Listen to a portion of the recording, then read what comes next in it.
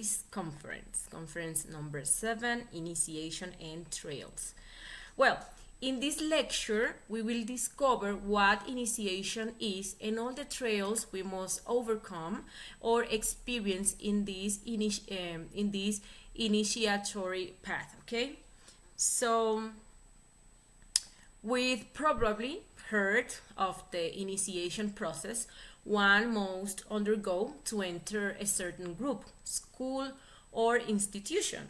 It comes as a kind of rite that marks the entry into a particular society. Many schools initially held this knowledge and performed these rites as a form of symbolism for the process that had to be experienced internally. However, today, the entire transcendental meaning of these initiation rites has been lost, and they have no value in the internal worlds where this process is actually experienced. Initiation is our very life lived intensely with righteousness, wisdom, and love. It is something very intimate to the soul. In every act or moment of our life, we are measured by the righteousness, wisdom, and love with which we act. Well, these are the trials we will experience externally and internally. This is something that can only be measured internally, and as we pass these trials, these advances will be granted to us. Well, therefore, all the initiations will be granted in the internal worlds. The masters of the White Lodge only recognize as true and legitimate those initiations of the soul. They are completely internal and related to the completion of each of the solar bodies on the first mountain. The masters of the White Lodge are not interested in degrees and hierarchies of the physical world. They are only interested in the Kundalini. They examine and measure the spinal cord, and if the candidate has not raised the serpent for them, he is a mere profane like any other, even if he occupies some elevated position in the physical world. Something very important to know is that the I, the ego, does not receive initiations in degrees, nor does our personality. The intimate, our being, is the one who receives initiations in the internal worlds, and this is something that should not be told to anyone.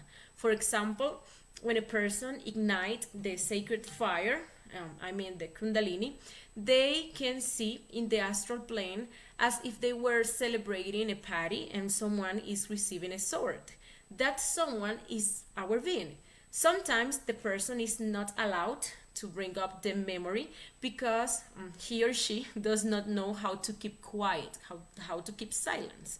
And this must be something secret because it is something of our being. Knowing that initiations and degrees are given internally allows us to know with certainty who a master or initiate truly is.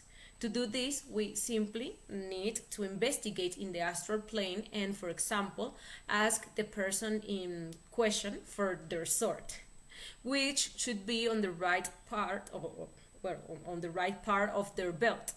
We can see the length of the sword, which is related to the number of bodies they have created. We can see also if the sword is silver, gold, or made of light to know which mountain they are headed to. If, for example, we see that it is not a sword and that is located in the left side of the belt, then we realize that it is not an initiate or a true master, even if they appear to be an angel in the outside world. Another thing is that initiations can only be achieved by practicing sexual magic, spiritual birth, Of course, along with the other factors, psychological death to release the trapped essence, which will serve as raw material for the creation of the bodies, and the sacrifice for humanity that generates the merits of the heart to advance in the work. But as I told you, that silver sword that is given to us at the moment of igniting the fire will grow as we condense the fire in our spine and create the existential bodies of the being. And let us remember that these bodies are created with sexual magic. First of all, how do we get that silver sword? To do this, we must ignite the sacred fire, as I said before. We are talking about raising the kundalini. And to do so, we must first balance our centers by applying the four rectitudes, as we saw in the last lecture, lecture number 5 of the phase B. Right thinking, right feeling, right acting, and right speaking. We must reach the point where each of our centers works with its own energy and the sexual center is not plundered. We will do this by acting with rectitude, wisdom, and love. We must prevent our defects from manifesting moment by moment and allow our consciousness to act through us. Remember that to do this, we must observe ourselves and judge everything that manifests through our thoughts, emotions, and actions. We must judge ourselves mercilessly to understand if it is if it is just one of our defects trying to manifest, and then make the request to our Divine Mother for its elimination. In this way, we'll change the water from black to white, then yellow, then red. At this point, when the waters are red, we are ready to ignite the sacred fire. That day, we must overcome a trial of fire with our couple, generally of anger. If we overcome that trial, and that same day we practice sexual magic with our partner, with our couple, the fire will be taken and we will become, the fire will be ignited and we will become initiates of the White Lodge. It is then when our being is given a small silver sword internally, and when the process of regeneration and the creation and also our ascent up the first mountain begins.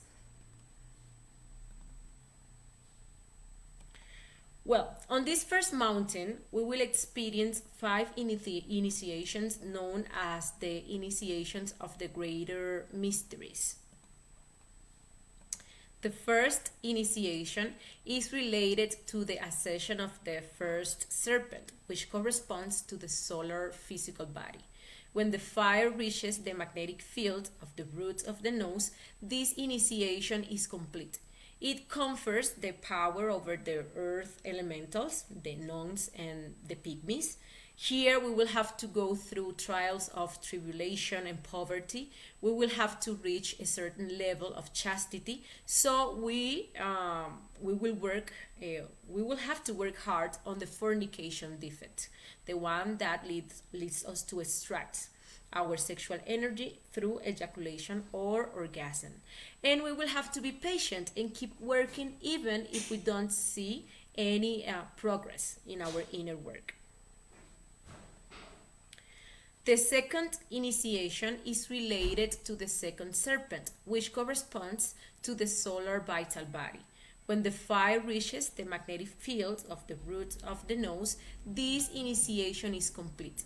It confers the power over the water elementals, the undines and nereids of water.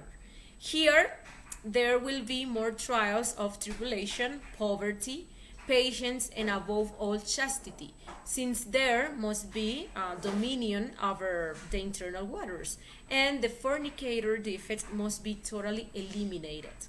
At this stage, the male will be put through a trial of prison. He will be taken to prison and will have to endure this situation with patience.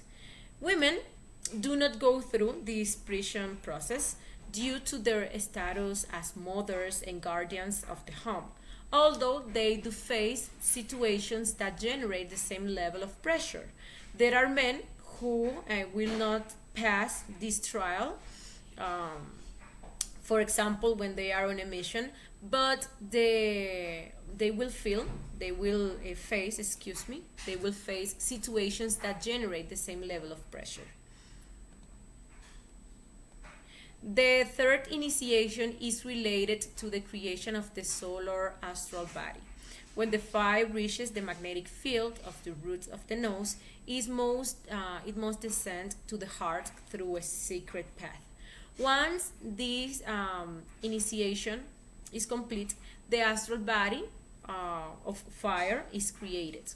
Upon completing this initiation, the initiate receives power over the fire salamanders. He will also have to go through the trial of the guardian of the threshold of the astral body. In this trial, one faces a horrible monster and confronts it, throwing oneself at it to defeat it. This monster represents our ego. The one who flees away is useless for initiation because it is a slave to the ego. Nevertheless, we must take a step forward against this monster. This trial is taken once, and if one fails, it is taken twice more.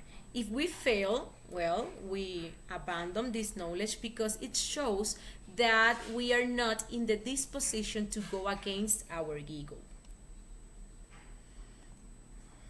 Also, the neophyte must go through the entire drama of the Christ's passion in the astral body.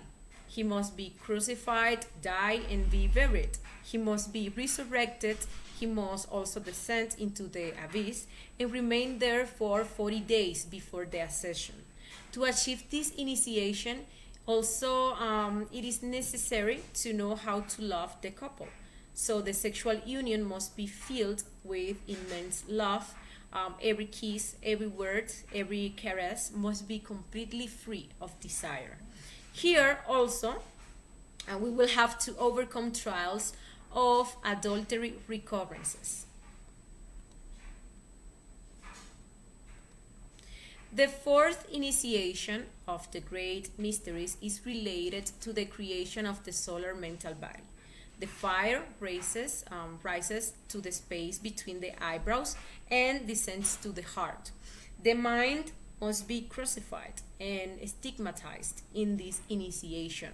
Here we must go through trials of attachment and detachment, develop selfless sacrifice for humanity, and learn not to criticize others. Upon completing this initiation, one receives power over the elementals of the air, the sylphs of the air, as well as the voluntary control of the solar astral body and the solar mental body. Here, we must confront the guardian of the threshold of the mental body. We must understand that the human mind it's not human. It is at the animal stage. Each person has, on the mental plane, the physiognomy that corresponds to their character. That is their psychological trait. For example, a very lustful person would have to confront a horrible snake, or a very angry person will have to confront a gorilla, for example. The encounter with the guardian is very terrifying because it is the defect with which we are most closely associated and which we love the most. If we run, we fail the trial, and just like with the astral body, it will be repeated 3 times. And if we fail, we get out this knowledge because it means that we are, as I said before, we are not in the disposition of fighting our ego, our psychological defects. Well, the fifth initiation of the greater mysteries is related to the creation of the body of solar will. The fire ascends to the point between the eyebrows and descends to the heart. Everyone who completes this initiation becomes a true souled man and will have the power over all of nature because he has mastered his inner nature completely. We learned in this initiation, we learned to do the will of the Father. Here also, we are required to renounce the world, to decapitate and verify the death of our defects. At the fifth initiation, a third guardian will appear who will force us to choose between two paths, the path to nirvana and the direct path. We must decide whether to take the direct path, the difficult path, or the wide and easy path to nirvana. The guardian tells the initiate, well, you have done well so far, but now you must choose one of these paths. That narrow and difficult path that leads to the absolute, or this wide paved path that leads to nirvana. Those who are unwilling to do the Father's will choose the path of nirvana, the easy path. 999 out of every 1,000 initiates choose this path. Whoever is willing to do the Father's will gives the Father the choice of path. The direct path is the one that leads us to the birth of the Christic force, to the elimination of the causal defects, also known as capital sins or heads of legion, and to the intimate self-realization of our being. Now we will look at the trials we must overcome on our inner journey. Well, we have the trials of the details. When one enters the initiatory path, initiatory path, when one is just beginning to work, a series of terrible trials ensue because the initiate must be tested in every way to see whether they deserve to continue ascending or not. To successfully overcome these trials, the psychological work of death in progress is essential because anyone can overcome the great trials but not the small ones. And that's where most initiates fail because they don't believe it's a trial. Like, for example, picking up 10 cents off the floor, and we can say, well, what's 10 cents worth? Well, that's how we fail a trial because those 10 cents are not mine. They are someone else's money. So it is a detail of greed. Specifically, the defect is manifesting there.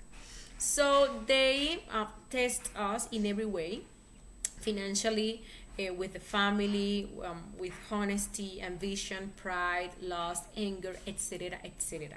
These trials will follow one after another from moment to moment, which is why we must maintain constant self-observation and deny to our desires to prevent the details of our ego from manifesting through us, so we don't lose these trials one after another throughout the day. Well, we must also overcome the trials of the four elements. The trials of earth, fire, water, and air are performed from time to time because in these trials of the four elements, the hierarchies know how the spiritual initiate is doing, whether he's practicing or not. So these trials will be coming one after the other, and they serve us as Templars. And we will live them both internally and externally. For example, earth trials. These are related to poverty. In the astral plane, the person finds himself between two threatening rocks or mountains surrounding him, and he feels trapped. If the candidate screams in horror, that means he's losing the trial. Physically, we will find ourselves experiencing precarious financial situations, lack of money, mounting debts, etc. And we must learn to make the most of the worst adversities. The worst adversities provide us with the greatest opportunities. We must learn to smile. Well, yes, we must learn to smile in the face of adversity. That is the law. Those who succumbed to pain in the face of the adversities of existence cannot overcome the trials of earth victoriously. Also, we have water trials. In the astral plane, the candidate is thrown into the ocean and believes he's drowning. He overcomes the trial if he realizes he is in the astral plane and swims to the edge or find a way to get out of it. Those who fail to adapt to all the varied social situations or conditions of life, well, inevitably will fail. We also have the fire trials. These trials assesses the candidate's serenity and gentleness. Irate and wrathful people, well, will fail this trial. In the astral, the candidate feels persecuted, insulted, hurt. Many react violently and return to the physical body as failures. You'll also be able to experience what it's like to be inside a burning house. The person fails the trial if they are horrified by the flames. In the physical, we fail this trial when we react and let our anger manifest, okay? And finally, we have those trails of air. Those who despair at the loss of something or someone, those who fear poverty, those who are not willing to lose what they love most, they do not overcome the trial of air. The candidate finds himself in the astral, thrown to the bottom of the precipice.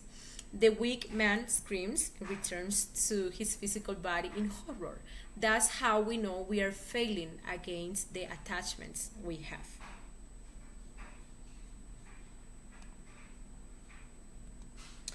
And well, this was today's conference. Thank you very much for joining us, and I invite you to the next week's conference entitled Sacred Fire, where we will learn in detail the entire process through which we can ignite the sacred fire of Kundalini and be initiated into the White Lodge and begin our process of internal creation.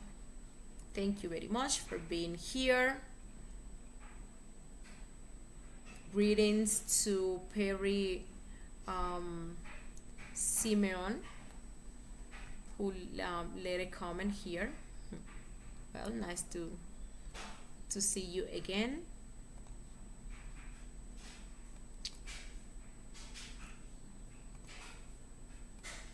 Well, thank you once again. See you in the next conference, and bye-bye.